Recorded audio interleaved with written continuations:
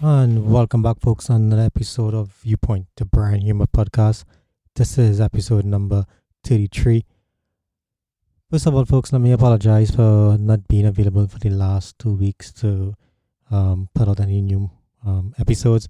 But what was taking place was that I have some new equipment in, and I did do episode number 33 last week, but for some strange reason, when I uploaded the file was blank, so I had to take it down and so there was no new episode last week, but it's a learning curve process in new equipment. We're learning equipment right now, and so you can provide us with some feedback as well, and let us know how the sound quality is coming through, how the different styles that we are trying to bring across in the podcast episodes coming through. I guess from now on, things are going to be pretty easy once we get a hang of new equipment. Once we get a hang of the new equipment and how it's operating. So it was a 2 weeks vacation, I guess you can call it, but we are back on now, and we hope to get things running smoothly again. So much has taken place for the last couple of weeks that I was off, and I'm not quite sure if I can touch on everything, but I want to just touch on maybe 2 or 3 points. This might not be a long episode, maybe my traditional 20-25 minutes episodes, but I want to touch on a couple of things because there's so much that took place within the last couple of weeks, and I need to actually put forward my point of view in a couple of them. So before we get into it, let me just take this opportunity to welcome back everyone. Like I said, I apologize for not being around for the last couple of weeks, but we're here now. Welcome back to my new listeners, to my old listeners. I hope everyone had a great weekend. I hope everyone enjoyed the last couple of weeks. Was peace and quiet. Maybe not so much hearing my voice with all this pessimistic news and all this talk about the economy, but nonetheless, at some point in time, I guess we have to face the reality and see what's taking place. So, with that being said, let's dive into it. So, what do we want to talk about first? I mean, like I said, there are some things out there that when you don't have material to talk about, you can just switch on certain individuals and just listen to them, and you'll find material automatically. Well, guess who gives me automatic material? I don't even look for this individual, but whenever I don't have anything to talk about, I just get material from this guy. This Commissioner of Police, my favorite guy, and he's your favorite guy too, because everybody likes Commissioner of Police Guy Griffith. This he gives me automatic material. And the most recent idiotic thing that this guy would have done is that he would have commissioned a survey that would tell us that how, the population of Trinidad and Tobago, the citizenry, we approve of the Commissioner of Police. I think it was 70% or 75% of us approve of the Commissioner. We love the Commissioner of Police. He can do no wrong. But lo and behold, when we started to do some more investigation to find out about, how was this survey done? I mean, who conducted the survey? We realized that the survey was not paid by the Police Service Commission. No, they said they have no part to play in that. Gary himself, Superman himself, paid for the survey that gave him an excellent approval rating. And when the news report, I happened to overheard this part when the news reporter was questioning him about the survey. He has the audacity to tell the news reporter that the news reporter needs Jesus. Can you imagine that? Can you get any more ludicrous in this country? I mean, this Commissioner of Police is insane. And we're back again at the point now where we want to reintroduce the anti-gang bill to take away more rights of the individual to solve crime that they can't solve even before. But if they hope now that when they take away more rights, they will get crime down. But that is the modus operandi, not just of this Attorney General, but of politicians on a whole. They love to take away your rights. Not just of this Commissioner of Police that he likes to take away your rights now, but that is the modus operandi of the bureaucracy that has been established throughout Trinidad and Tobago. When they can't get something done, blame the majority of people who they believe are at fault. They don't look in the mirror and see themselves and say, you know what, if I have better management techniques, better management processes, have a better oversight of the individuals I'm in charge of, things may improve. And no, let's blame everybody. Talk talk all the good talk all the harsh words and say this one is to blame and that one is to blame and everybody like, yeah. But at the end of the day, nothing gets done. I mean, I don't want to dive into this because I think this is a long topic that we probably need to deal with another time. But look at it. Andrea Barrett, Ashanti Riley, God rest their souls. All this talk about pepper spray and they would bring all these laws and, women's rights will be. What has happened since then? This country is a 7-day wonder. We talk about things for 7 days and then at the end of that, it just dies down. Nothing happens. Case in point, where's all the talk about all this legislation to bring pepper spray? I saw there's one petition going about to sign to give women's right for FUL and for pepper spray and all that. All this is fine, but there's nothing taking place in terms of the bureaucracy to enable women to have a fighting chance. I don't know how many of you would have remembered I can't remember which episode it was. It was a pretty early episode when I stated that how, I am pro-gun because I firmly believe that how the law-abiding citizen in Trinidad and Tobago, we are sitting ducks, waiting for our turn when the criminal element will come to us and try something and take away our lives, our family lives, our loved ones' lives. But there's a certain segment of the population out there who just sit and do nothing and say nothing because they believe that they are protected and that no harm will come to them. And it's only when it reaches their doorstep, then they do something or they say something about it.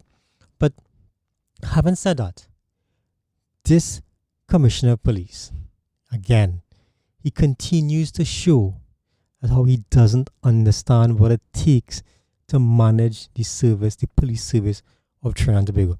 And I keep saying, until we realize it, until something is done, until we understand that this commissioner of police who likes to pretend as though he's some super crime fighter, when the fact of the matter is, I can't tell you the distinction between him and Colonel Clink. You ever watch that show Hogan's Hero?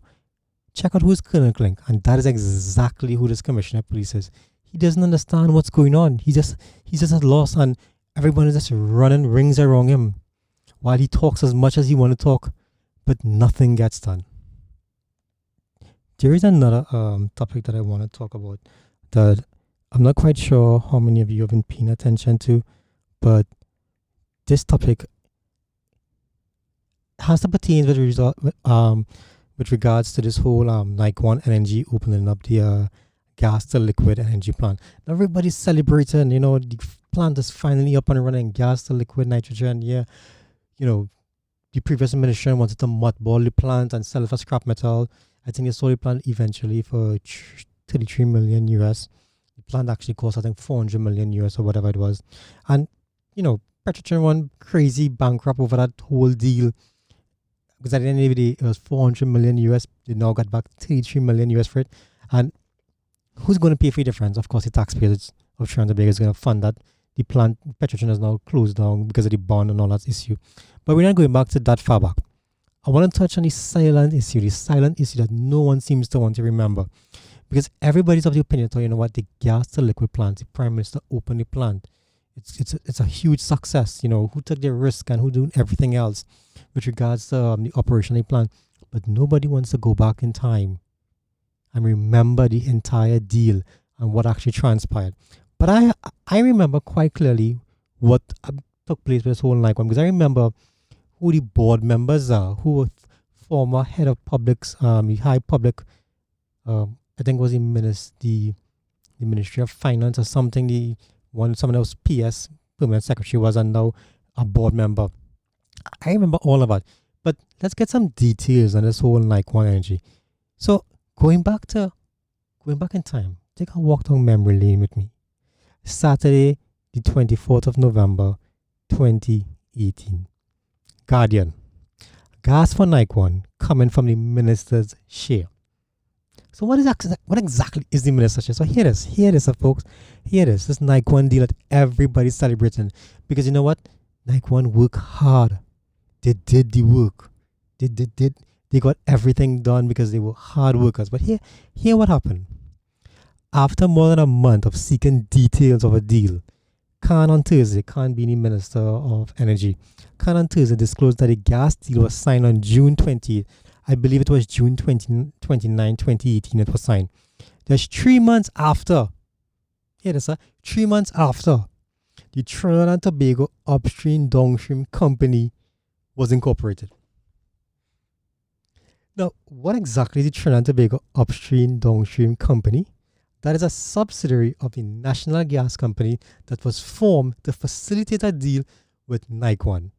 Now, ask yourself, why did NGC facilitate the deal directly with Niquan? Oh, I don't know why. Well, I have my suspicions why, but anyhow, that's what took place. Now, Khan went on to tell the Guardian media that the National Gas for this Niquan deal, will come from the minister's share. Hear what the minister said back then. This was in June 20, when I said it was 2018. Hear what the minister said back then. And each block, there's a share in the minister's name, which can vary up to 20 or 30%, he said. He said such a provision is found in various production sharing contracts. Now, Power Trading, one of the 3 companies coming out of the Petrotrin shutdown, will now take over the contract and will be the new off-taker for any supply produced by Niquan. You understand what's taking place here, folks? There's no hard work here. Anything that this company Niquan produce, who's going to pay for it? You're going to pay for it at the end of the day. You are going to pay for it in the end of the day. No rocket science. Now, there's another article that I want to go back to as it relates to, this article was from the Newsday, Thursday, the 14th February 2019. Now, Khan said, Energy Minister Franklin Khan says the Niquan plant should be up and operational by 2020. Well, maybe not quite 2020, but still, it's up and running. So, here what the Khan will say. The Honorable Senator Wade Mack back then apparently asked him if he can give details of the gas deal. Now, Khan, the minister replied, the Honorable Senator is well aware that these contracts are subject to strict confidentiality clauses as it relates to the price and volumes of what's taking place. But ask yourself this. How come all of a sudden Niquan could find gas to buy from this Trinidad and Tobago upstream downstream company, but so many other plants in Point Lisas shutting their doors, closing their plants, packing up and going home because they can't find gas? Now, how much gas is Niquan being made available from the minister's share?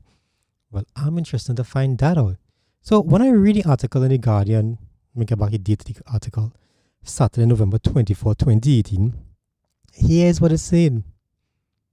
This deal, according to Khan, will see Niquan getting 31 million standard cubic feet per day of natural gas before liquidation. Hard work. Take all the risk. Nothing comes easy for them. But this deal, folks, when you look at it, no matter how you look at it, was planned from the beginning. Now, I'm not going to go back to there's a meme going around talking about the director or the CEO of the company and how, basically when you look at that, you can basically tell it how the state gave him money and then he got money to give them back to buy all these different these things. But whatever. The fact of the matter remains that this deal, you form a company. I don't know what else. But what irks me about all these deals is that at the end of the day, whether it be Niquan, whether it be Petrotrin, whether it be WASA, the workers of this country is the one who feels the brunt of all these corrupt activities.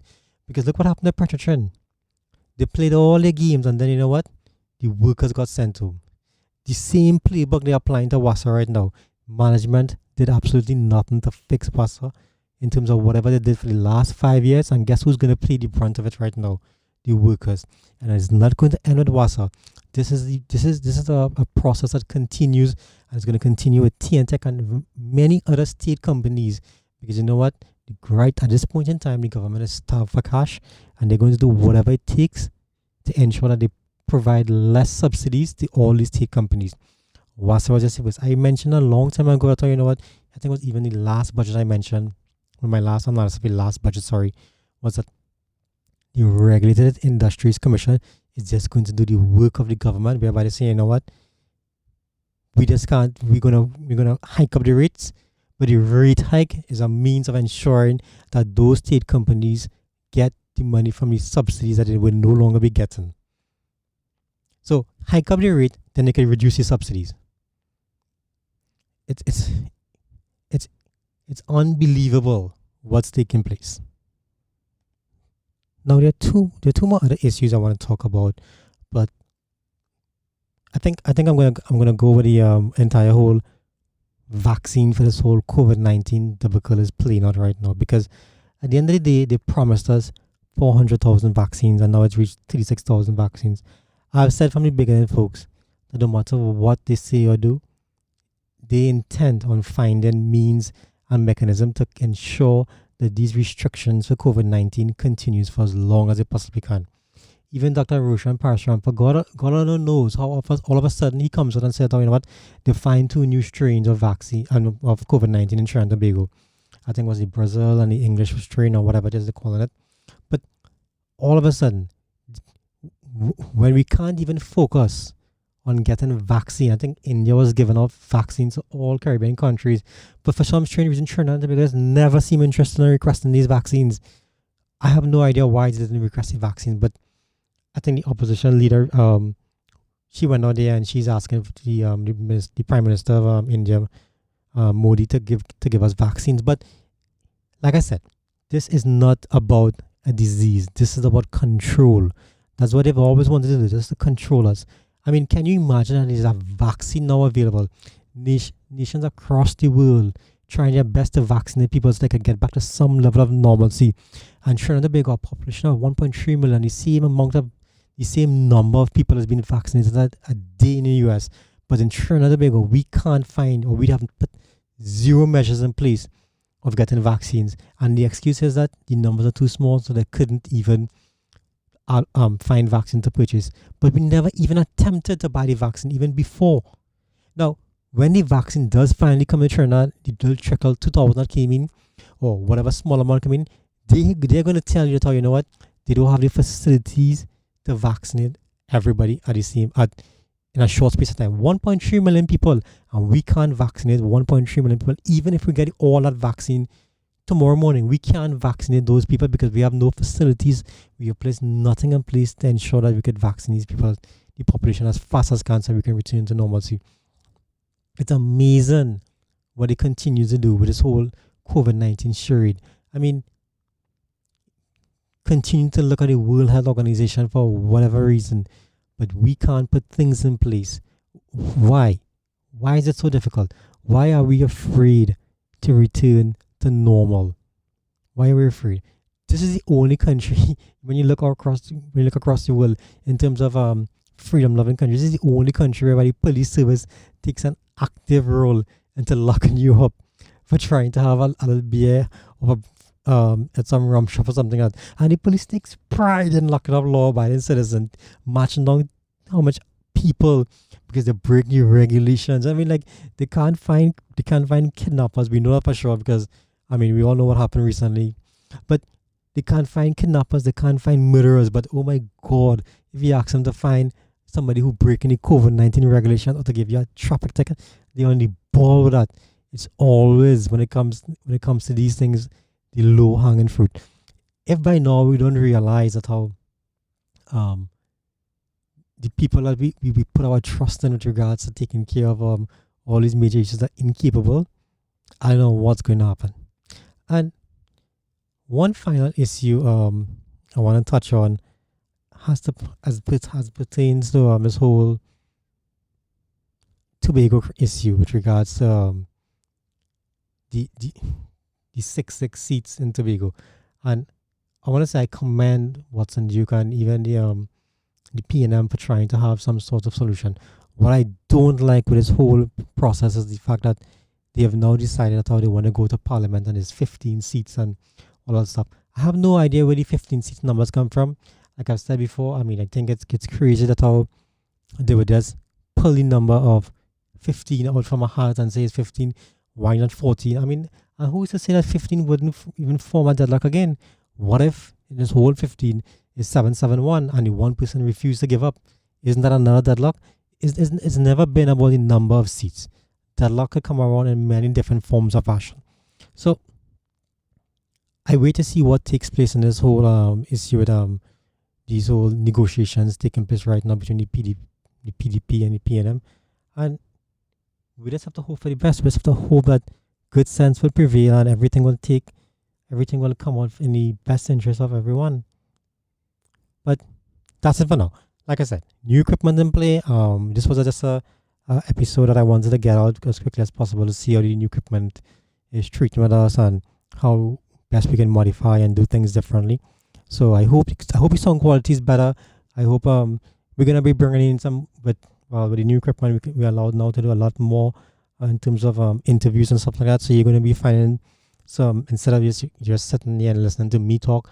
I'm gonna be doing a lot more interviews with some different people to get their feedback and to find out how they see things. So you're not gonna be hearing my point of view anymore as much as before. I want to get other people involved. I want to get people who could give a different point of view. I mean, people who would give just to come and give their stories and to get young entrepreneurs and that kind of thing to come and talk about how they are coping with this whole COVID-19. Because you all would have read the papers, I think it was over the weekend, where they say that with this whole since COVID-19 in March of whenever last year or whenever, thousands of businesses have closed their doors.